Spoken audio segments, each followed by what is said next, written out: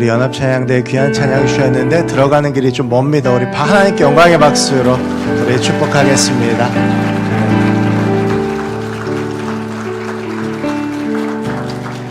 귀한 찬양 감사합니다.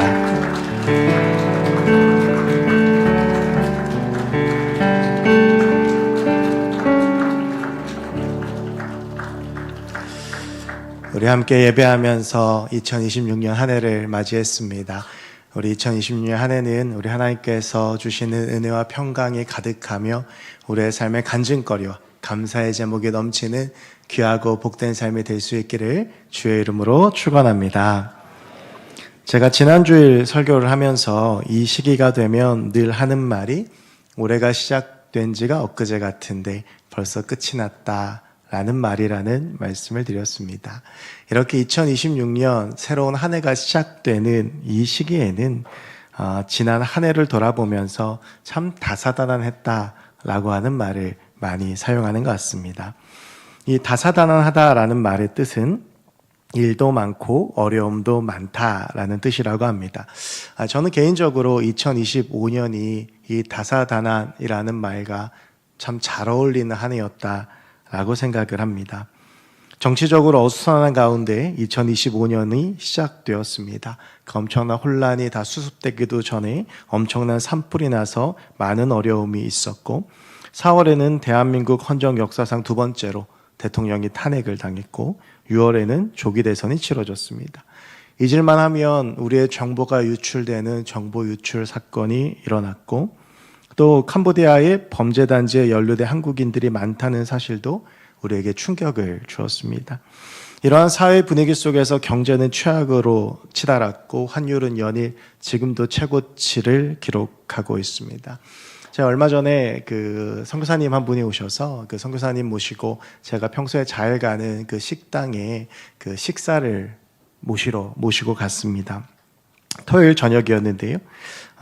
그날 사람이 꽤 많이 있길래 원래 이제 장사가 잘 되는 집으로 제가 알고 있어서 웃으면서 사장님한테 장사가 그래도 꽤 잘 되시네요. 그랬더니 그 사장님이 또 웃으면서 토요일 저녁에만 반짝이래요.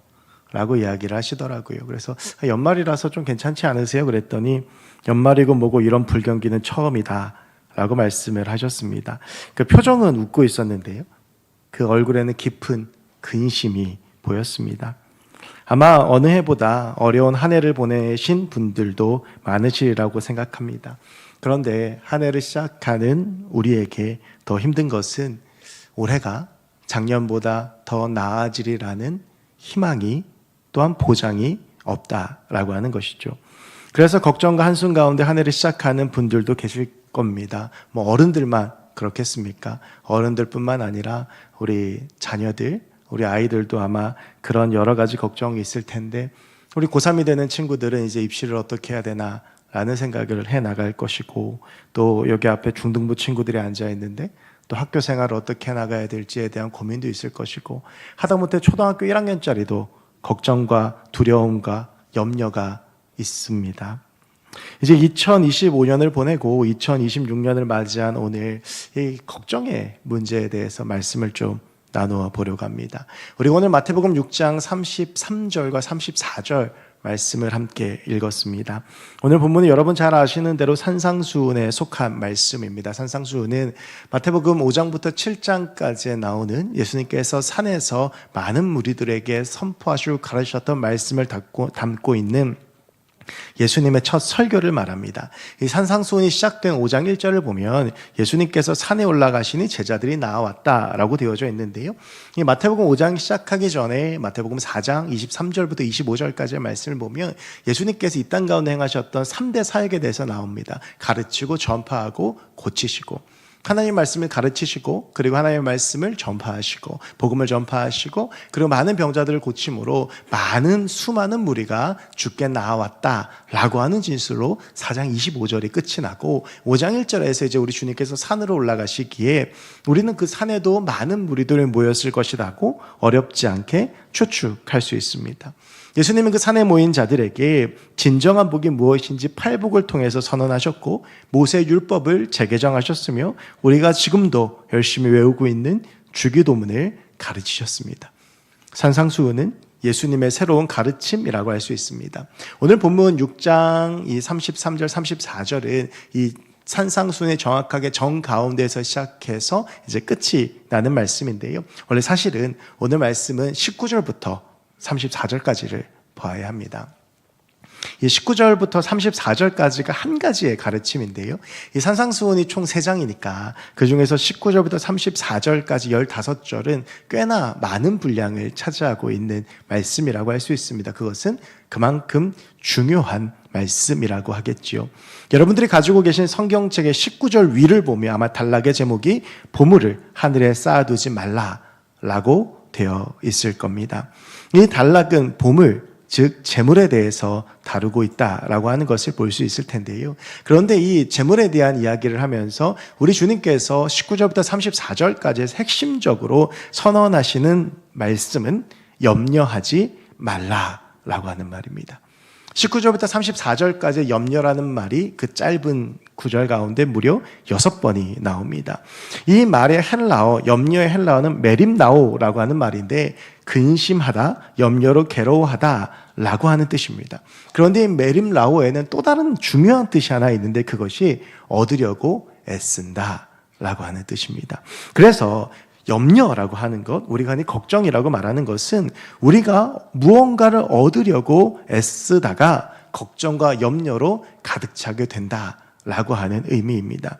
오늘 예수님께서는 이 걱정의 문제에 대해서 아주 단호하게 선언하십니다. 염려하지 말라라고 하십니다.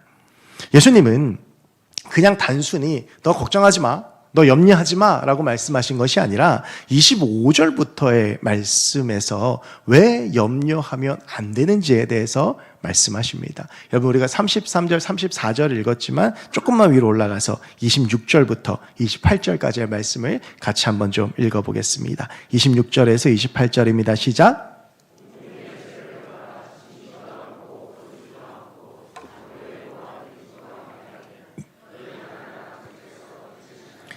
너희는 이것들보다 귀하지 아니하냐? 내 중에 누가 염려함으로 그 길을 한 자라도 더할 수 있겠느냐? 너희가 어찌 의복을 위하여 염려하느냐? 들의 백합화가 어떻게 자라는가 생각하여 보라. 수고도 아니하고 길쌈도 아니하느니라. 우리 예수님께서 공중의 새를 보라라고 말씀하십니다. 저 떠다니는 새들 봐라. 심지도 않고 거두지도 않고 창고에 모아들이지도 않는다. 우리가 이제 뭐 공원 같은 데서 비둘기 보면 그렇잖아요. 이렇게 뭐 농사를 짓거나 뭐 심거나 거두지도 않지만 그래도 살아갑니다. 여기에서 심는 것, 거두는 것, 창고에 들이는 것 모두가 메림나오의 행위입니다. 예수님은 오늘 이 말씀을 통해서 하나님의 창조 세계의 아주 중요한 원칙 한 가지를 말씀하십니다. 이 세상을 다스리시는 분이 하나님이시고 하나님께서 이 세상을 하나님의 섭리로 인도하시고 하나님의 피조물들을 하나님께서 지키시고 채우신다라고 하는 것입니다. 올해 있었던 많은 어려운 사건 가운데에서 강원도 지역에 있었던 큰 가뭄을 그 예로 들 수가 있습니다. 우리는 이제 피부로 와닿지는 않지만 이 강원도 지역, 특히 강릉 지역에 사는 사람들은 실제로 물 부족 현상에 시달리며 괴로워했다라고 합니다. 그래서 물의 공급을 제한하는 제한급수까지 실시될 정도였다고 하는데 가뭄 속에서 땅은 메말라 갔습니다. 근데 중요한 것은 우리가 할 수 있는 것이 없었다.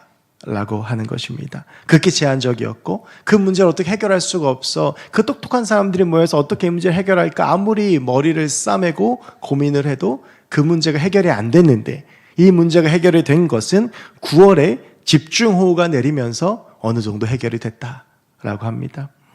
우리는 우리의 힘으로 무언가 하는 것 같지만 심어도 거둘 수 있는 것도 사실은 하나님의 은혜입니다. 우리 주님께서는 너희가 염려하고 두려워하지 말고 이 세상을 만드시고 다스리시는 하나님을 온전히 바라보라 라고 말씀하시죠. 이어서 이렇게 말씀하십니다. 누가 염려함으로 그 키를 한 자라도 더할 수 있느냐.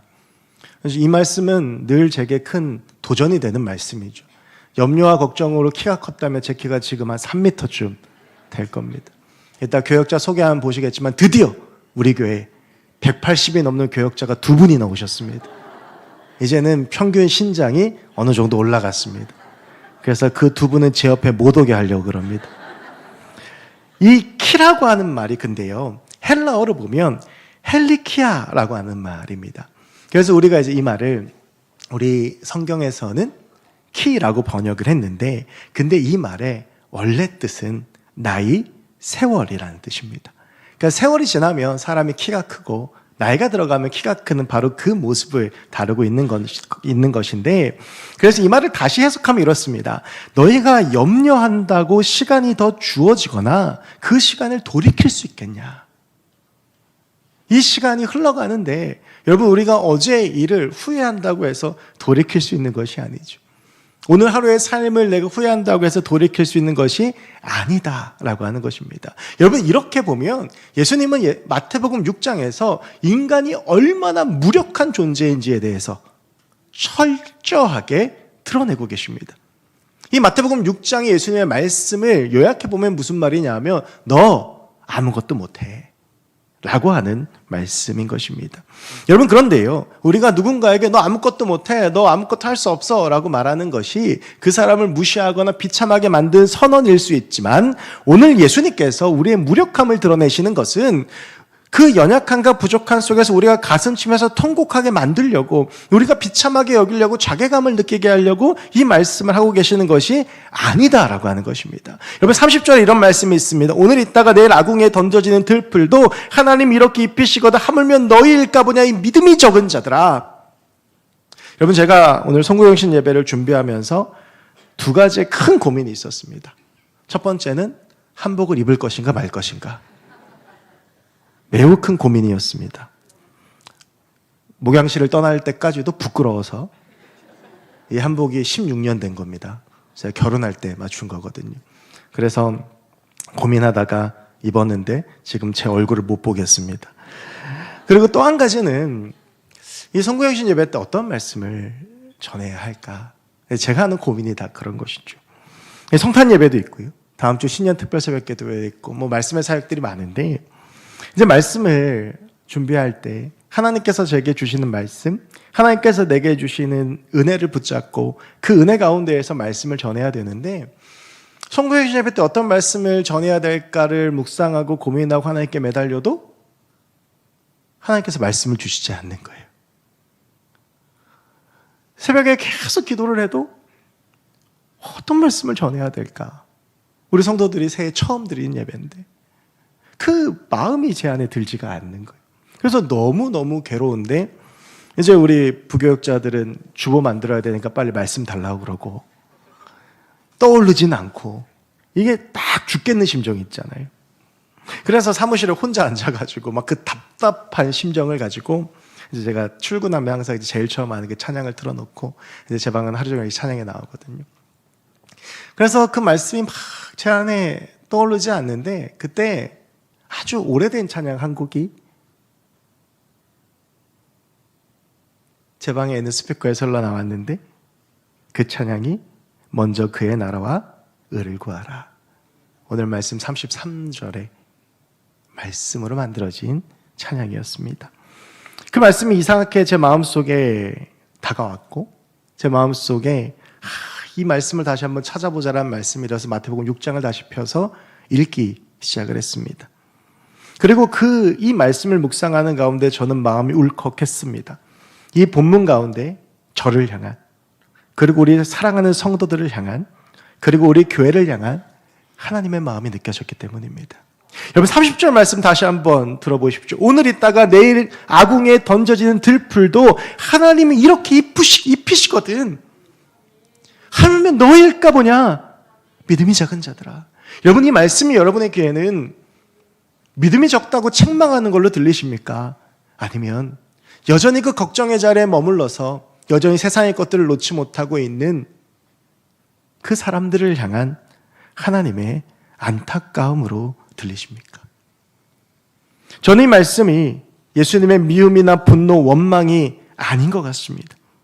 여러분, 여기 모인 이들은 어떤 이들이냐면요, 예수님을 따라서 산에까지 올라온 이들입니다. 거기에 모여서 말씀을 듣고 배우는 자들입니다. 그런데 예수님께서요, 지금 그들의 마음 가운데 무엇이 있는지를 정확하게 아셨습니다. 두고 온 삶의 자리에 대한 염려, 어려운 생계에 대한 여전한 걱정, 앞으로의 불확실한 미래에 대한 두려움이었습니다. 아예 몰랐으면 모르겠는데 이제 말씀까지 배우고 저 산에 내려가면 이 말씀대로 살아야 될 텐데 거기서 올 수많은 도전들과 부딪힘들 역시도 걱정이 되었습니다. 거기에 모인 이들은 복잡하고 두렵고 떨리고 염려되는 심정으로 지금 그 산에 모여 있습니다. 그런 이들을 향해서 우리 주님께서 말씀하십니다. 저 새를 기르시는 하나님, 저 백합화를 지키시는 하나님, 내일 아궁이로 들어갈 들풀도 입히신 하나님이 너희를 그냥 두시겠느냐?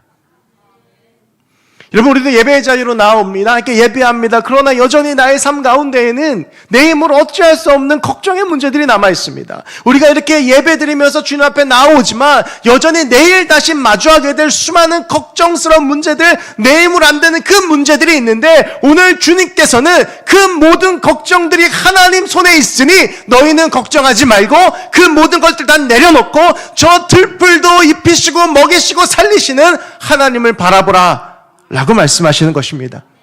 그래서 우리 주님께서 34절에서 이렇게 말씀하시죠. 그러므로 내일 일을 위하여 염려하지 말라. 내일 일은 내일이 염려할 것이요 한날의 괴로움은 그날로 족하니라.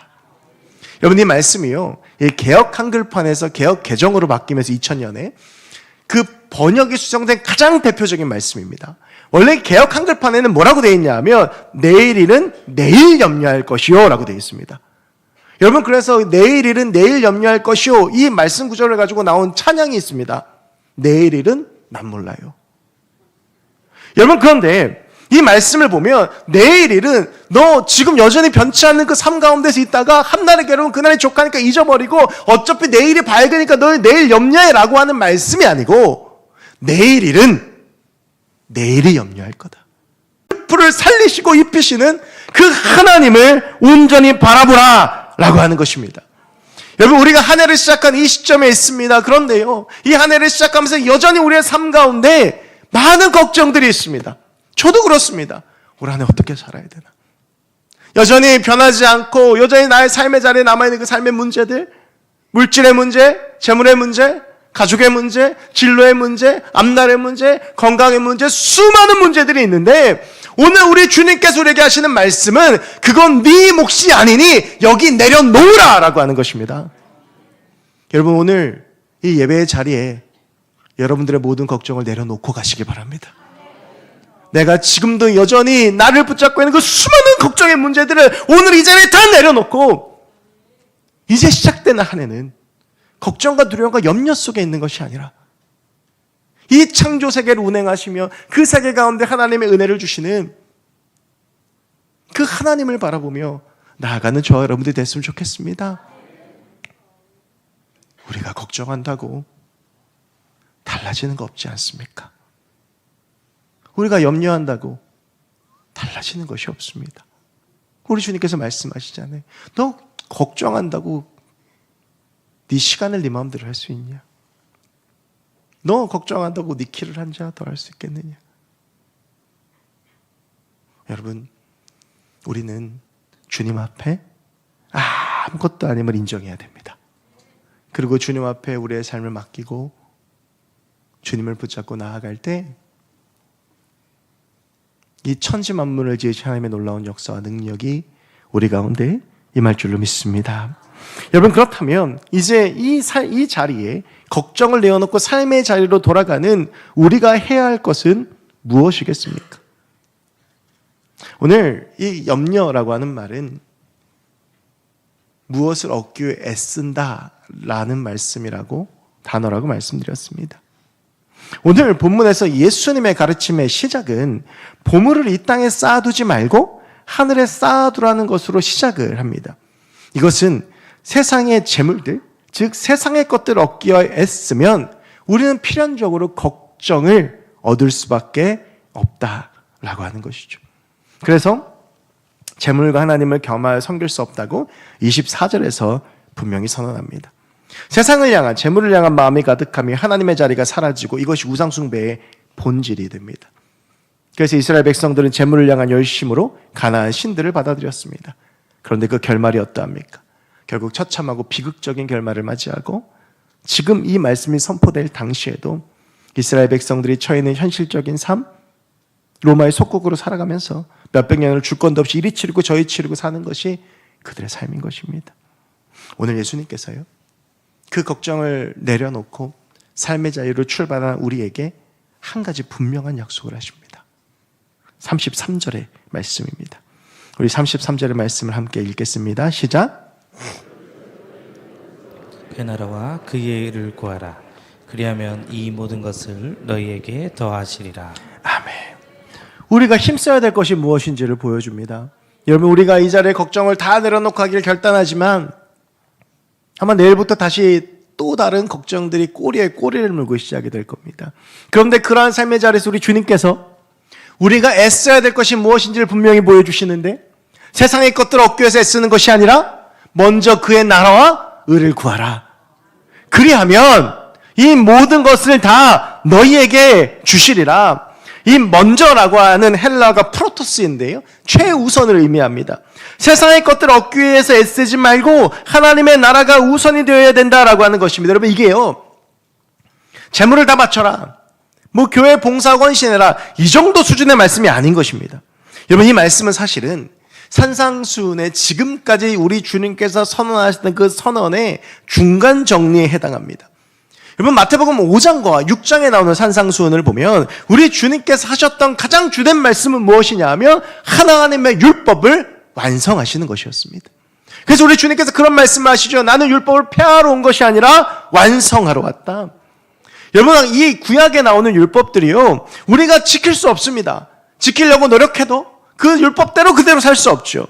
그런데 하나님께서 우리 가운데 율법을 주신 이유가 무엇이냐 하면 그 율법을 지키면 우리가 하나님의 통치가 임하는 하나님의 나라를 경험할 수 있기 때문입니다. 그러니까 너희 이 땅에서라도 하나님의 나라를 경험하러 우리 가운데 율법을 주셨던 것이죠. 우리 주님께서 그 율법을 행위해서 마음으로 가지고 오십니다. 그러면서 이 율법을 지키면 너희가 나의 나라를 경험할 수 있을 것이다 라고 말씀하시는 것이죠. 여러분, 우리 주님께서 우리가 주신 율법이 바로 하나님 사랑과 이웃 사랑입니다. 여러분, 우리가 세상의 것들을 얻기 위해서 애쓰는 것이 아니라 우리의 삶이 하나님을 사랑하고 이웃을 사랑하는 삶으로 나아가면 우리의 삶 가운데 있는 걱정은 자연스럽게 없어진다라는 겁니다. 세상의 것들을 얻기 위해서 치열하게 씨름하면 씨름할수록 우리의 삶 가운데에는 걱정이 가득한데, 그게 아니라 내가 하나님을 사랑하려고 애쓰고 내가 이웃을 사랑하려고 몸부림치며 그 가운데 오히려 우리의 걱정들이 사라지게 되더라고 하는 것이죠. 우리 주님께서 말씀하십니다. 너 오른뺨을 때리면 왼뺨도 돌려대라. 속옷 가져가면 겉옷도 내어줘라. 오리를 가져오면 십리도 가라. 여러분, 이게 우리 주님께서 주셨던 먼저 그의 나라와 그의 의를 구하는 삶의 가장 대표적인 모습이에요. 원수도 사랑해라. 여러분, 이런 삶을 살기 위해서 우리가 애쓰면 그 가운데 주께서 우리에게 주시는 것이 무엇이냐 하면 천국이라는 거예요. 그 삶을 살아가려고 우리가 몸부림치면 우리 안에 있는 걱정, 근심이 사라지고 우리 주님께서 우리 가운데 약속하셨던 세상에 줄 수 없는 평안이 우리 가운데 임하게 된다라고 하는 것입니다. 오늘 말씀 가운데 예수님은 우리가 애써야 할 것이 무엇인지를 분명하게 선언하십니다. 여러분, 우리가요, 세상의 것을 구하면 구할수록 수렁에 빠집니다. 걱정의 수렁에 빠지고 염려의 수렁에 빠지고 물질과 재물의 수렁에 빠지고, 그리고 그 수렁에서 헤어나오지 못하고 절망의 나락으로 떨어집니다. 이스라엘 백성들이 그러지 않았습니까? 그 수많은 재물들을 얻기 위해 쓰다가 솔로몬이 그랬죠. 여러분, 그러나 우리의 삶이 하나님을 구하고 그분의 자녀답게 살고자 할 때, 하나님을 사랑하고 이웃을 사랑할 때, 그것에 애쓸 때 우리의 삶이 걱정, 근심, 염려하는 삶이 아니라 하나님의 도우심을 삶의 모든 순간마다 느끼며 하나님의 은혜로 가득 차며 하나님의 평강이 넘치는 삶이 될 줄로 믿습니다. 여러분, 우리 오늘 이 예배 자리 가운데 모든 걱정, 근심 다 내려놓으십시오. 그리고 삶의 자리로 돌아가서 하나님 사랑하기 위해서 몸부림치고 이웃을 사랑하기 위해서 몸부림치십시오. 그럴 때 우리의 마음 가운데 걱정, 근심, 염려 떠나가고 하나님의 평강이 임합니다. 여러분, 마귀가 쓰는 가장 중요한 전략 중에 하나가 걱정하게 하고 근심하게 하는 겁니다. 여러분, 걱정, 근심 가운데 아마 빠진 분들 하나님이 느껴지시던가요?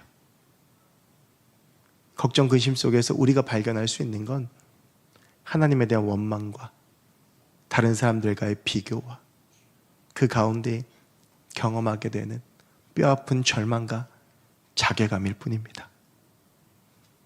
여러분, 모든 근심, 걱정 우리 주님 앞에 내려놓고, 여러분, 분명히 하나님은 살아계십니다. 그리고 그 살아계신 하나님이 우리와 함께 하십니다. 그 살아계신 하나님을 믿고 그 하나님의 사람으로 살아가려고 애쓰고 몸부림치고 하나님을 사랑하는 그 사랑으로 이웃을 사랑하려고 애쓰고 몸부림칠 때 올 한 해 우리 주님께서 우리를 위해서 예비하신 그 놀라운 은혜가 우리의 삶을 덮게 될 줄로 믿습니다. 먼저 그의 나라와 그의 의를 구하는 자, 하나님의 나라를 구하고 그 나라를 위해 살아가는 자, 하나님의 사람으로 살아가고 애쓰고 하나님을 사랑하며 그 사랑으로 세상을 품는 자, 이웃을 사랑하는 자. 우리 주님께서 그런 우리에게 모든 것을 주실 줄로 믿습니다. 그 하나님의 은혜를 바라보며 힘차게 전진하는 우리 김해교회 2026년 우리 모든 성도님들의 한 해가 되시길 주의 이름으로 축원합니다. 기도하겠습니다. 하나님, 감사합니다. 오늘 우리에게 주시는 이 말씀을 가지고 은혜를 나눕니다. 하나님, 우리의 마음 가운데 먼저 구하는 것들이 참 많이 있습니다. 물질이 없으면 못 살 것 같고, 사람이 없으면 못 살 것 같고, 재물이 없으면 못 살 것 같고, 권력이 없으면 못 살 것 같고, 내 의가 없으면 못 살 것 같고, 내 고집이 없으면 못 살 것 같지만, 하지만 오히려 그것이 없을 때 우리가 더 은혜롭게 살 수 있음을 깨닫게 하시고, 내 모든 염려, 걱정 오늘 이 자리에 다 내려놓고 하나님의 사람으로 살아가고자 결단하는 그 결단 가지고 삶으로 돌아가 하나님의 사람으로 승리하며 먼저 그의 나라와 그의 의를 구하며 살아가는 우리 모든 하나님의 백성들 되게 하여 주시옵소서. 감사드리며 모든 말씀 우리 주 예수 그리스도의 이름으로 기도하옵나이다. 아멘. 우리 이 시간 말씀 기억하시면서 먼저 그의 나라와 의를 구하라 같이 함께 찬양하시겠습니다.